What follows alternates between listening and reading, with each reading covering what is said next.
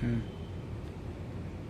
30 दिन 30 कविता की 30वीं यानी आखिरी कविता आज मैं आप लोगों के लिए पढ़ूंगा। अवतार सिंह संधू की कविता है जिसका शीर्षक है अब मैं विदा लेता हूँ। अब मैं विदा लेता हूँ मेरी दोस्त, अब मैं विदा लेता हूँ। मैंने एक कविता लिखनी चाहिए थी, सारी उम्र जिसे तुम पढ़ती रह सकती। उस कविता में महकते हुए धनिये का जिक्र होना था, ईख की सरसराहट का जिक्र होना था। उस कविता में वृक्षों से टपकती ओस और बाल्टी में दुहे दूध पर गाती झाग का जिक्र होना था। और जो कुछ भी मैंने तुम्हारे जिस्म में देखा उस सब कुछ का जिक्र होना था। उस कविता में मेरे हाथों की सख्ती को मुस्कुराना था, मेरी जांघों की मछलियों को तैरना था और मेरी छाती के बालों की नरम शॉल में से स्निग्धता की लपटें उठनी थीं। उस कविता में तेरे लिए, मेरे लिए और जिंदगी के सभी रिश्तों के लिए बहुत कुछ होना था मेरी दोस्त। लेकिन बहुत ही बेस्वाद है दुनिया के इस उलझे हुए नक्शे से निपटना। और यदि मैं लिख भी लेता शगुनों से भरी वह कविता तो वह वैसे ही दम तोड़ देती, तुम्हें और मुझे छाती पर बिलखते छोड़कर। मेरी दोस्त, कविता बहुत ही निशब्द हो गई है, जबकि हथियारों के नाखून बुरी तरह बढ़ आए हैं और अब हर तरफ की कविता से पहले हथियारों के खिलाफ युद्ध करना जरूरी हो गया है। युद्ध में हर चीज को बहुत आसानी से समझ लिया जाता है, अपना या दुश्मन का नाम लिखने की तरह। और इस स्थिति में मेरी तरफ चुंबन के लिए बढ़े होठों की गोलाई को धरती के आकार की उपमा देना या तेरी कमर के लहरने की समुद्र की सांस लेने से तुलना करना बड़ा मजाक सा लगता था। सो मैंने कुछ नहीं किया। तुम्हें मेरे आंगन में मेरा बच्चा खिला सकने की तुम्हारी ख्वाहिश को और युद्ध के समूचेपन को एक ही कतार में खड़ा करना मेरे लिए संभव नहीं हुआ और अब मैं विदा लेता हूँ। मेरी दोस्त, हम याद रखेंगे कि एक दिन में लोहार की भट्टी की तरह तपने वाले अपने गांव के टीले रात में फूलों की तरह महक उठते हैं और चांदनी में पगी हुई ईख के सूखे पत्तों के ढेर पर लेटकर स्वर्ग को गाली देना बहुत संगीतमय होता है।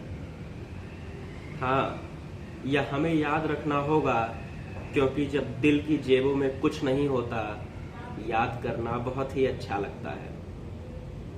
मैं इस विदाई के पल शुक्रिया करना चाहता हूँ उन सभी हसीन चीज़ों का जो हमारे मिलन पर तंबू की तरह तनती रहीं और उन आम जगहों का जो हमारे मिलने से हसीन हो गई। मैं शुक्रिया करता हूँ अपने सिर पर ठहर जाने वाली तेरी तरह हल्की और गीतों भरी हवा का जो मेरा दिल लगाए रखती थी तेरे इंतजार में, रास्ते पर उगी हुई रेशमी घास का जो तुम्हारी लजरती चाल के सामने हमेशा पिस जाता था, टीडों से उतरी कपास का जिसमें कभी भी कोई उज्र ना किया और हमेशा मुस्कुराकर हमारे लिए सेज बन गई, गन्नों पर तैनात पिद्दियों का जिन्होंने आने जाने वालों की भनक रखी, जवान हुए गेहूं की बालियों का जो हम बैठे हुए न सही लेटे हुए तो ढकती रही। मैं शुक्रगुजार हूँ सरसों के नन्हे फूलों का जिन्होंने कई बार मुझे अवसर दिया तेरे केशों पे पराग केसर छाड़ने का। मैं आदमी हूँ, बहुत कुछ छोटा छोटा जोड़कर बना हूँ और उन चीज़ों के लिए जिन्होंने मुझे बिखर जाने से बचाए रखा मेरे पास आभार है। मैं शुक्रिया करना चाहता हूँ। प्यार करना बहुत ही सहज है, जैसे कि जुल्म को झेलते हुए खुद को लड़ाई के लिए तैयार करना, या जैसे गुप्तवास में लगी गोली से किसी गुफा में पड़े रहकर जख्म के भरने के कई दिन की कोई कल्पना करे प्यार करना और लड़ सकना।